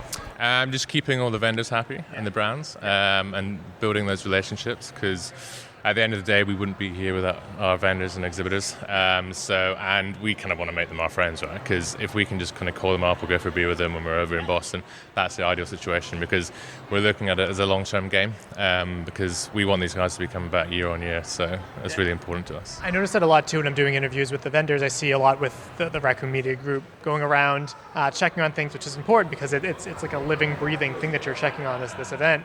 And also the fun accent I get to hear. I'm like, oh yeah, they probably work with them too.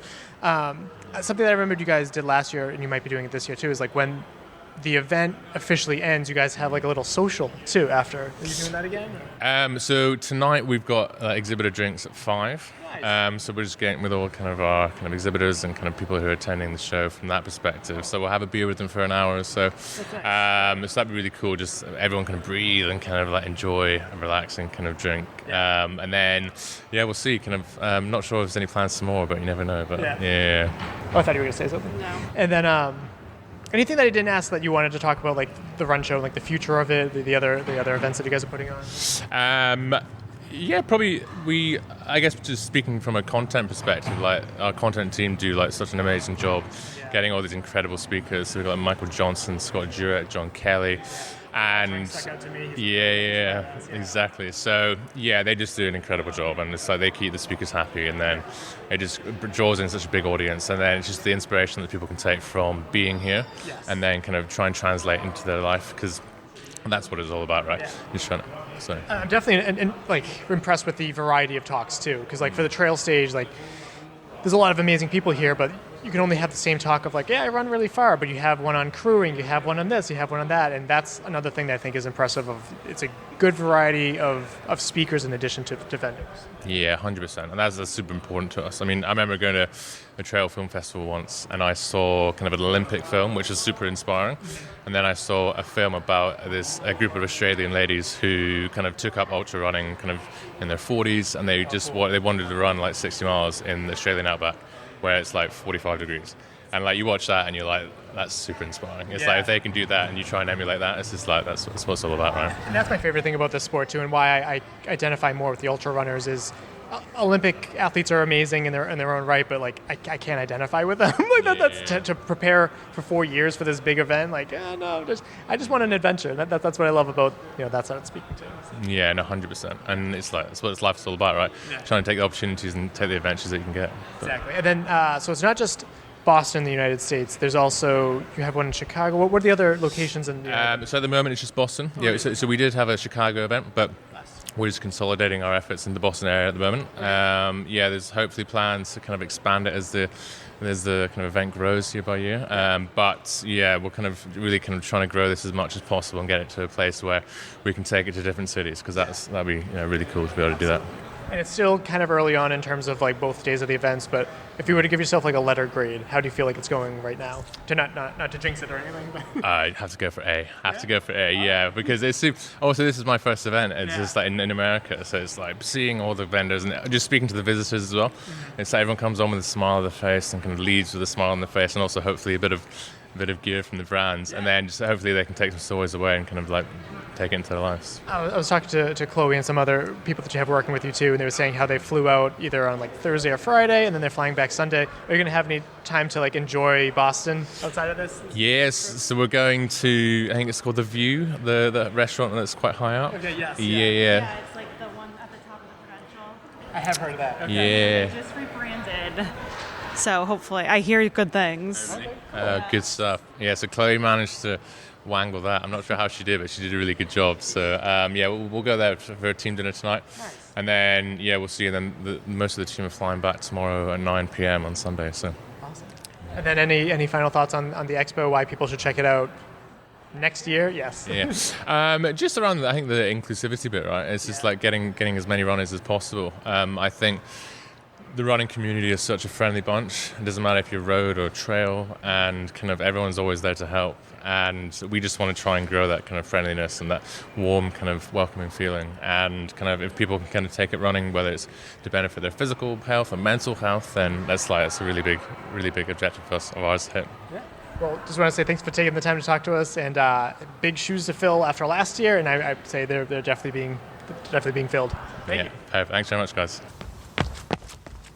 My name is Lou D'Agostino, and I am from Martha's Vineyard. All right. Yeah. I like it. And what are you here representing? I'm here representing Cold Plunge guys. So what are you guys doing here today? Oh man, we bring the fun. We bring cold plunges as leaders in the cold plunge industry. We from a manufacturing standpoint and also from a benefit standpoint, in terms of cold water science, we're your guys on the East Coast. So talk about some of the benefits. Sure. So neurochemically, you have big dopamine uptick. You got 250% dopamine uptick for hours, between 2.5 and 5 hours. That goes hand in hand with immunoglobulin response going up, norepinephrine going up, serotonin going up, cortisol going down. Then you have the myofascial tissue repair, right? Underneath your dermis layer, you have all that repair that's happening. Lactic acid, calcification, all of that's getting broken up. It is a huge anti-inflammatory, and it's so freaking awesome to feel it, to feel it. I'd say single biggest benefit for me personally is just to be right here, right now. It's like, I try thinking about what happened yesterday. Try thinking about your stuff you got going on tomorrow. Right. It's nice in the 21st century, especially. Very busy world. Anytime you can center yourself and just be right freaking here, and also be getting all those benefits at the same time, like, let's go. I'm in for that. Yeah. So I've been a lot bigger into it recently this year. I started off with just like a shower. The last minute of a shower, I just put it on cold. Yep. And it puts you in the present. It helps, I've heard it even helps speed up your metabolism, which is a great way to start the day. And it just makes you feel alert. Helps with mental health, which I have some issues with too. So it's so great. So I bought myself like a little inflatable one. That I haven't. Nothing as cold as these. No, well, they're all cool. Let's be real. Just to touch on a few things you said, right? So we'll start with metabolism, right? This uptakes your metabolism tenfold. I mean, there's nothing on the planet that burns calories faster than cold water. We're energy, and we're made of heat. 98 degrees. You take 1 cubic centimeter of water, you raise it 1 degree centigrade, you just burn a calorie. So 98 degrees going in 40 degrees, that 58 degree differential, your body creates an immense amount of heat and energy, and you are burning, turning and burning. So great for fat burning. From the mental health standpoint, it's like try, just thinking about it from like an if-then statement, right? If I decided to intentionalize my life, and decide that life is coming from me and for me, and I decide to intentionally do something hard that is good for me, how is that going to change the trajectory of my day, of my life, right? As opposed to feeling like life is happening to me. So when you intentionalize your life and do something intentionally really freaking hard that's also really freaking good for you, let's go. Try feeling like life is happening to you, and maybe those waves of your life will get a little bit smaller. Yeah. And we were talking about obstacle course racing a little bit before, but Joe DeSena talks about obstacle immunity. Yeah. You mean like the copier isn't working? well, at least I'm not in, like, super cold water. Like, I do harder things every day. Correct. This is fine. Like, this is just a smooth little speed bump. It's nothing big anymore. 1,000,000% obstacle immunity. I love that term. I love Joe DeSena, obviously, and couldn't agree more. We had Brian Whelan come over earlier, and man, he said something so freaking on point. What did he say? Oh, he's like, dude, microdosing discomfort. He's like, think about it, right? He's like, dude, microdosing discomfort has literally made the rest of my life not feel so uncomfortable. And I was like, hearing that from an amputee was like, let's fucking go, first off. And secondly, like, couldn't agree with you more. Yeah. Thank you. Yeah. So, thank you. Yeah. And so talk to me about, like, the different temperatures that you have set up here at the expo. Yeah, so here we have 42 degrees, we have 58 degrees, and 35 degrees. Okay. You get all of these same benefits with the exception of one benefit, which is burning calories. So obviously at 37 degrees, you're going to burn more. I love this. She's just about to get in. Hell yeah. You're going to burn more calories at 37 than you will at 56. Right. At the same time, anyone who plunges, there's no pressure with this. Right. This is for you. If you plunge for 5 seconds at 58 degrees, let's go. Yeah. That's something. It's more seconds than everybody else. A million, and it's like, forget even comparing. Like, it's like, this is just for you. And look at this, right? It's like watching someone get in, purposely take care of themselves. Yep. And breathing is super important. Breathing is super important, right? That's it. I'm going to go over it real quick, and I'm going to tell her to just close her eyes. Yeah. All right, because this is just for her. I'll pause this real quick. Okay. Awesome. And then what are your thoughts on brown fat? I know very little about, like, Wim Hof and all that. Any thoughts on it? Oh, brown fat's awesome. I mean, my kid right there has been plunging since he was 2, right? He's my brown fat indicator. And, like, you can tell. I mean, so what happens is basically you expose yourself to cold water, your body thinks that it's freezing to death, and all of a sudden you have brown fat flooding your bloodstream. That's badass. Comes right out of your liver, goes in, cellular oxidation, all that freaking shit that's inside you. It cleans you from the inside out. It's so awesome. And the coolest thing about brown fat is the homeostasis response. Someone asked me as I walked in, I had all these layers on there. Like, you must be so hot. I'm like, not at all. And then I walked around, I'm not wearing a shirt. Like, you cold? I'm like, not at all. Yeah. If you cold plunge, you're less cold and extreme cold. You're less hot and extreme hot. Like, that is how brown fat works, and that is cool. It's a fun experience, too. We did a race, actually it was our first race of the year, on New Year's. You do like a half-mile obstacle course, and it finishes with you going in the ocean. Hell yeah. And I'm like, this was fun. We got out. I'm like, I'm going to go back in. I'm just going to go and tread water for a little bit. I'm not going to die. No. It's super relaxing, and it's we need more of that, like, in-the-moment stuff. Get off your phone, just, be in the cold. And, and we're such an ego-active community. This is important, right? It's like, and that can be so triggering for a lot of people. I'm like, hey, like, I do the ego analysis, and I'm like, my ego is like a pair of sunglasses, and I am like the sun. My sunglasses are a tool. I can take them on, I can put them on, all that shit. I can choose to see them as real or not. Yeah. But what you are does not ask for what it wants. It knows what it wants. Just like, it's like, this is less about what you think you deserve and more about what I know you're worth. And you are worth this. And truly, like, if we can just, like, all the chatter and the noise and everything, it's all okay. It's all okay. And it's also okay to just be right here. Yeah. So. Speaking of here or where you guys are located, where are you guys located? Right, so we have a brick and mortar in Beverly, right by the airport. If you ever want to come and plunge in sauna for free, learn the benefits of contrast therapy or breath work, I am your guy. Me, my co-founder Mitch are at our shop. We welcome you to come in anytime. You can sign up online on our website, coldplungeguys.com. Pick a time and a day; it will always be free. And we teach contrast therapy. I teach Wim Hof breathing. Free for the community, just to get people taking care of themselves, knowing that they're worth it. Awesome. Well, thanks so much for taking the time, and hopefully I'll be jumping in tomorrow. I'm excited for you. Let's go. I hope so. Thank you. My name is Gabby Callaghy, and I live in Tewksbury, Mass. And what are you here representing?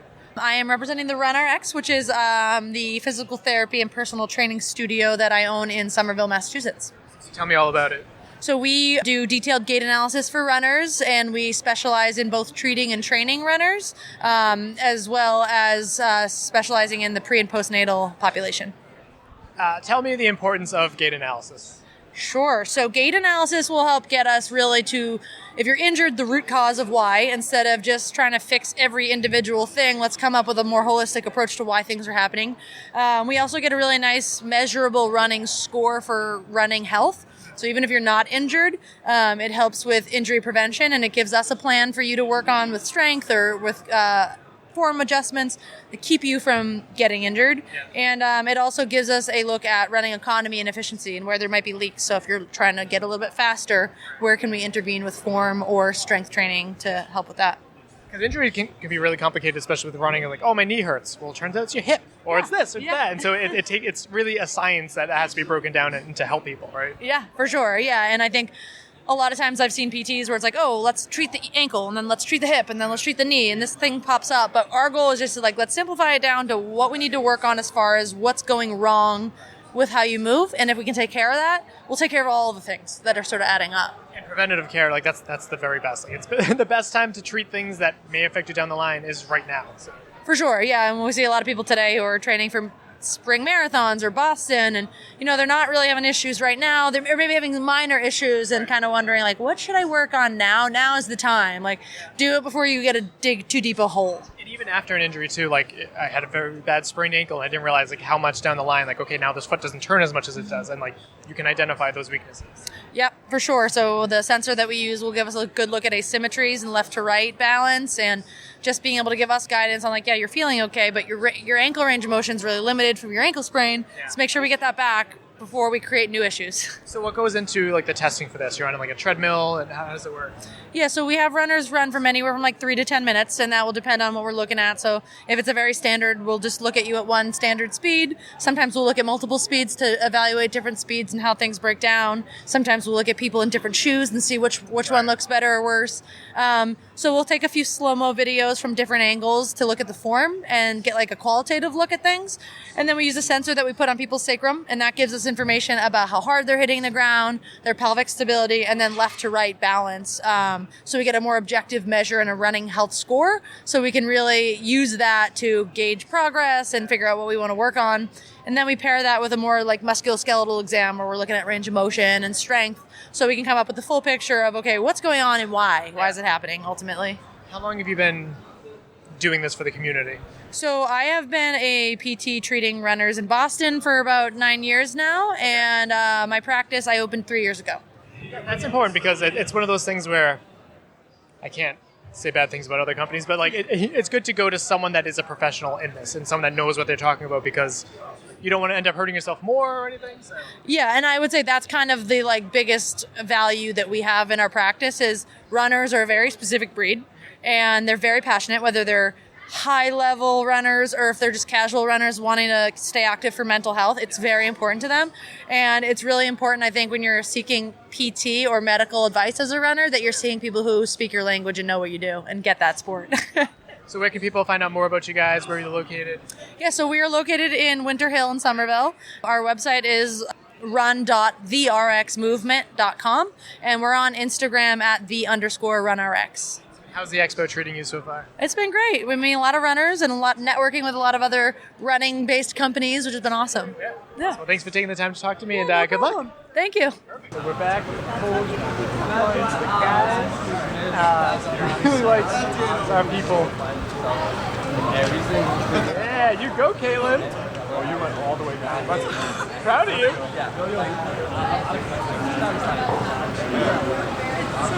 It is. Just breathe. And it's only 50. Isn't that crazy? I think you're lying. I don't think it's 44. You're crushing it. It's not that points you're I was just going to say, I was going to whisper to him, I'm going to say in 10 seconds, she's going to say it's not. Yeah, you didn't even say it at the 30-second mark. And she just broke her thermal barrier. She's just like, no, this is a cat. Oh, wait. It's to the point where I was taking a cold shower this morning, and I'm like, is it still cold? I'm feeling, you're great. No, what do you get your thing? It's not about the video though. Yes, it is, honey. This is Big Mama. Yes, they are. You want to hear a fun fact? After 3 days, that pain you feel is all that lactic acid pain. That's what the pins and needles is. Yep. It is completely gone. If you were to go home tomorrow, or if you come back here tomorrow, plunge again tomorrow, and then on Monday you put your feet in a 5-gallon bucket of water filled with ice, you will be like, what the fuck's going on? And where did the pain go? 3 days, and lactic acid calcification, all that shit is broken up. It is so awesome. This would be huge for you to do. So she's gearing up for a 24-hour race where you have to wear a wetsuit because you're in and out of World's Toughest Mudder. Sorry, World's Toughest Mudder. You're talking to him like this. I'm used to having I to love explain the to World's everybody Toughest Mudder. I love that. Like, let's go. I've done many a 24-hour races, and honestly, you're fucking way badass. I hope so. I know, so. Got it. Yeah, and you. Yep, you already passed 2 minutes, so. Oh, okay. Yeah. See? Flew by. Yeah. Well, your pineal is more active when you're in the water, so you really don't have a concept of time because you're right here. And I usually have no concept of time. So. That's a good thing. See, I'm the one that's always late. Is there a tower? Yeah, you're past 2 minutes. Great job. Thank you. Yeah. Would you like a hug? Hell yeah. Yeah. Bring it in. Yeah. I feel like I got in and my like vocabulary just like went away. Like I could not talk. It's the quote unquote warmest one. How long was I in there? 2.5 minutes. He's taking a video for a picture. My problem is I have trouble getting my head in the water. I wanted to get audio of everything, but I don't know if I. All right, man. What's up, man? Name? Let me drink some water. Okay, no problem. All right. You went in? Oh, I'm doing it tomorrow. She just went in. Oh my God! Let me salute. let me give you that. You need some respect right there. Oh, your hand's so cold? Crazy. Dog. Okay, you're back. I came to the right place. No, you did. Actually, it's pretty convenient being right next to Oh it. my God! I cannot believe you did It feels that. so good. Yeah. I feel like my whole body's still. Damn, that's so badass. You got a though. I'm not sweatshirt gonna right lie, now? being a lady and doing it, that's crazy. Yeah. All right. We're trying to convince the blonde He to do it says now. that women have the tolerance better. There's something about like on paper would do better in cold. Yeah. Everybody sucks at cold. Just trying to make you feel better. I'm kidding. It probably is. It probably is some study. I'm not gonna lie. I think I have read something about that, like where ladies do survive a little bit longer in the wilderness. Right, yeah. Where you think guys would because alpha. No. That Actually, guys alpha shit goes out the window and it goes. literally, Yeah. You die so much quicker. But it's Ladies cool. are They have survival. extra clothes and stuff for people. Yeah, So that's. it's like, He told me. I Smart. was gonna do it the first person, but I didn't want to because I was like, I'll do Tomorrow. it tomorrow. I Yeah. had over 900 people in today. really? Yeah. That's awesome. That's a That's lot a lot. of people. Holy. All right, man. Name and where you're from. Oh, and you can swear. It doesn't matter. Oh, so, hey guys, my name is Ayman, or Mohammed Ayman. I'm from Florida, but originally I'm from Morocco. Today we came over here to give y'all the heat, basically. To give y'all the heat. Boston's a really cold city, so a lot of people do be running in it, and their hands get freezing, as you can see. So hand warmer is not a bad idea, especially reusable ones, you know? So we just like to come over here, spread good positivity, good message, good vibes. Even if you don't like the product, you're still gonna walk away with a smile, you know? So tell me about the different products that you guys have here. So basically, they're reusable medical grade silicone products that can be either hot or cold.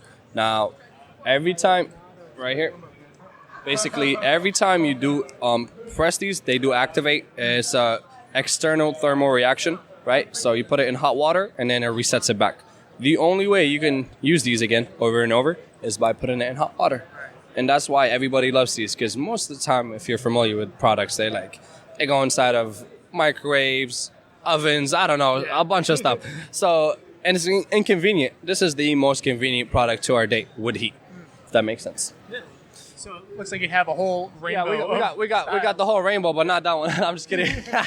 We got the neck and shoulders, back, feet, right? The new one discontinued. We also have a baby bottle warmer, which people are like, what the heck? A baby bottle warmer? Yeah, it's actually, we were in Alaska, and there's a trend over there for baby bottles. And then we got the hand and eye mask, okay? So the phrase, the hottest and the coolest gift ever, just came out because we're from Miami, you know, hottest place. And then we went to Alaska, the hottest and the coolest gift. So you can use it pretty much everywhere.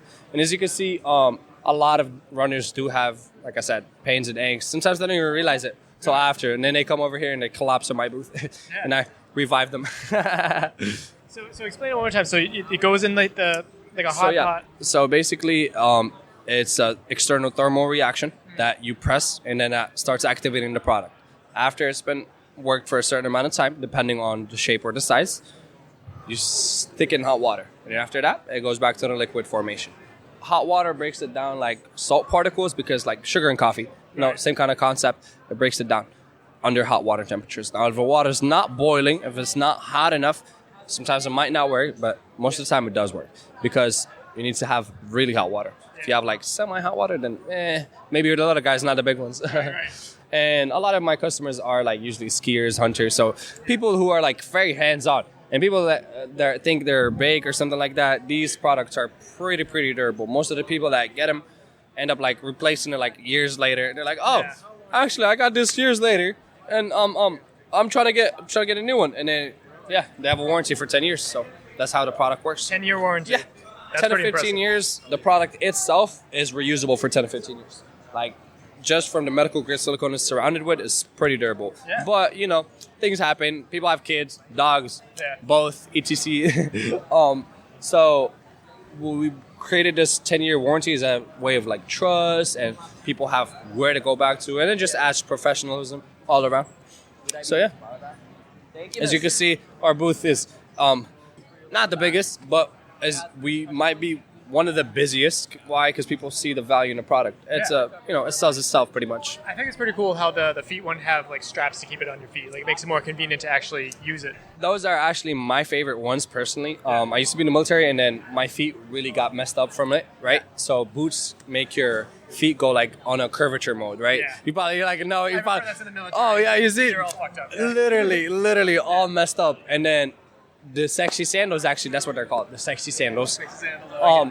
Because it's a depressing thing, so we call them sexy sandals. But yeah, the sexy sandals basically help out with diabetes, neuropathy, and plantar fasciitis. Now, I don't got none of that, but I do have foot pain, okay? And it is extreme. So it pushes out blood flow to a certain extent where a lot of people that don't even feel in their feet end up telling us that, like, I actually felt this. I'm like, you see? I'm telling you. And then our top product is the neck and shoulder, which is AKA Big Mama. Big Mama has been in reign for the past 10 years. Everybody has neck and shoulder extensions. It could be kid, grown, man. Oh my God, really? Here. Where is it? Where's the neck and shoulder? Let's place it on him while he's interviewing. I got a good variety of colors too, which I really... Oh yeah, that is nice. No, he's got the neck and shoulder on him. Okay, guys, so you don't think this is fake. No, I'm kidding. And, what was your question? I don't remember. That's all right. So, and then we got the back one, which is ladies' favorite. Valentine's Day is coming up, guys. So if you're trying to rekindle your love, you know where to go. The back one helps out with lady days, back pain, and knees, which is the all crazy threes. You know, your girlfriend becomes crazy from those three. So save that, prevent that, and get her a back one. Maybe we'll give you a neck and shoulder for free. And what did you say about the new? The new one was discontinued, or? So the knee was discontinued due to a bunch of complications. Just a lot of people didn't know how to use it. It's just got a little hole. It's supposed to go around your knee. So people would fit their whole like. Well, it sounded like what? Like people are stupid. Oh my God, I'm not supposed to say that. People are fucking stupid, but hey, they are. The hand one is also, I call it the heated high five. Right? It's like it looks like a high five, but it's heated. It helps out majorly with people that like type or like on the go. They just gotta like flip it over and then like have it on them. And then the eye mask is the favorite for the ladies as well as like a beauty mask, a beauty product. It helps them with bags under their eyes and stuff like that. So that And then the hot water method is the only method to reset these again. Like I said, do not put these in the microwave, guys. Do not put them in any. You just click it and it works fine again. You get the 4th of July special if you put this in the microwave. Yeah. And then our Wonder Packs, shout out to our founder, Jesse. Jesse, we love you out here, man. Shout out to our bosses, amazing company. It's more like of a family entrepreneurship program where they teach us a bunch of stuff, but we also are promoting a good message to the people. Yeah. Where some people have had pains and aches for their whole lives, and then they come meet us. I'm not saying it's Jesus, okay? But I'm saying it for some people, it clicks, man. That's why it's called click therapy, man. It clicks with you. Yeah. And where can people find out more about you guys online? We are at www.wonderpacks.com or www.clixtherapy.com. If you are, with an X, by the way, Wonder Packs, like PAX. Yeah.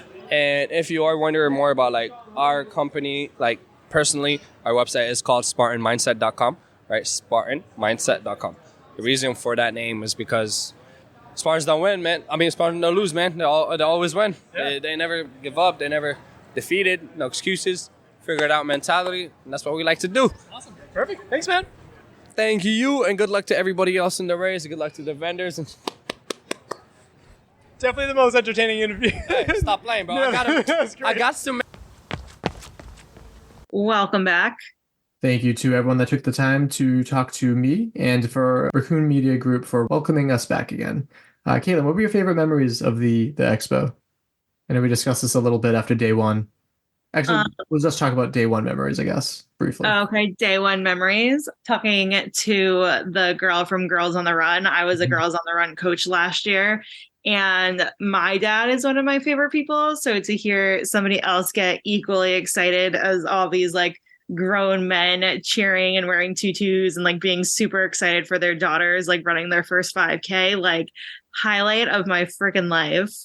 Yeah, I think my highlight was one, seeing how, actually, let's cut to it. The fact that Coree Woltering recognized us, I think, felt really good. We only met him for a little bit, and we didn't really know too much about him other than the fact that he was on the Eco Challenge, and he was just super humble. It was good talking to him again. Actually, something that I kind of regret is the fact that we talked a lot more after we stopped recording, which would have been good content too. But like, he's just a very friendly guy, and yeah, I like that. And I really liked meeting the Polar Plunge people. That man could sell me anything, Michael Henry. Right, I bet. He could have sold you anything too, I think, and a lot of people at the Run Show. Probably, yeah, smooth talker. Let's see, for related episodes, you can go back to episode 318, which was the Run Show Part 1. There was also episode 319, which was the Run Show Part 2, which you would guess it. Yes, this is back in 2023, last year. So those are pretty good. Links down below. Would you kindly check those out? Subscribe and follow wherever you get your podcasts. We are Obstacle Running Adventures.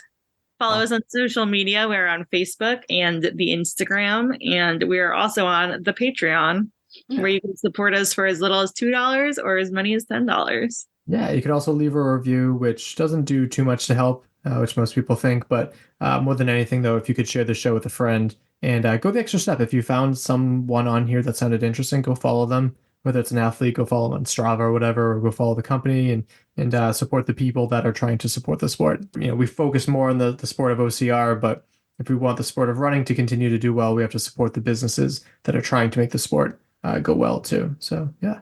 Coming up next will be part 2 of the Boston Run Show. So looking forward to getting 2 weeks of content from this. I get to rest a little bit personally, which is nice. Although let's face it, this could be hours of editing, but it's what I like to do. So paying it forward. Katelyn, do you have a joke or a quote? I do. My quote is, in between where you are and where you want to be, there's endless, boundless peace. There's an opportunity to be still as you find yourself in the gap between the past and the future, knowing that this is the space where you are called to come alive. And it's okay if you feel uncertain here. You don't have to have it all figured out. You are free to take this moment by moment and see the wholeness of it all. Some things will be difficult. Some things will be easier. Some things will make sense, while other things leave you with questions. But altogether, those mountains and valleys create a landscape where somehow through it all, everything finds a place. Nice. And how about a joke? Did you know that the first French fries weren't cooked in France? No. They were cooked in Greece. Nice. All right, well, that just about wraps it up. My name is Michael Stefano. And my name is Caitlin Ritter. And we'll talk to you next week. Bye. Bye. Thank you for listening. If you enjoyed this episode, please be sure to subscribe to our show and write us a review on your favorite podcast app. You can also follow us on Instagram and Facebook and connect with us there. Most importantly, we would appreciate it if you shared an episode with a friend so we can reach more ears and continue to effectively shine a light on the people in our sport, as well as the events that we are so passionate about.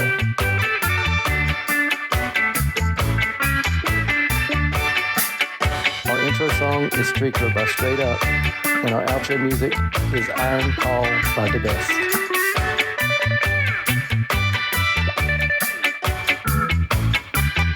What's this supposed to say? So I'll start off with your name and where you're from.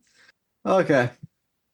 My name's Caitlin Ritter, and I'm from Pequannock, New Jersey. All right, let's not start off that way. That would be weird. That'd be hilarious. In front of her, so I will be. Sneeze can only mean that Appa's underneath me. Hi, bud. You got dust in your mitt. Pick him up. Pick him up. No. We're going to shout out. You got this next one because it's tough to find. Just prepare for whatever's after that. The Instagram account is called, what's in quotes there? That's what's supposed to. Greg James is no longer. Hold on. Oh, did you find it? Yeah. Oh, shit. Okay. Greg James is no longer with TMHQ. Did you say you found it? I found the for those who would think. Okay, that's what I meant. I was still looking for the. I was still looking for this part. I'm scrolling. There we go. I found it. Okay.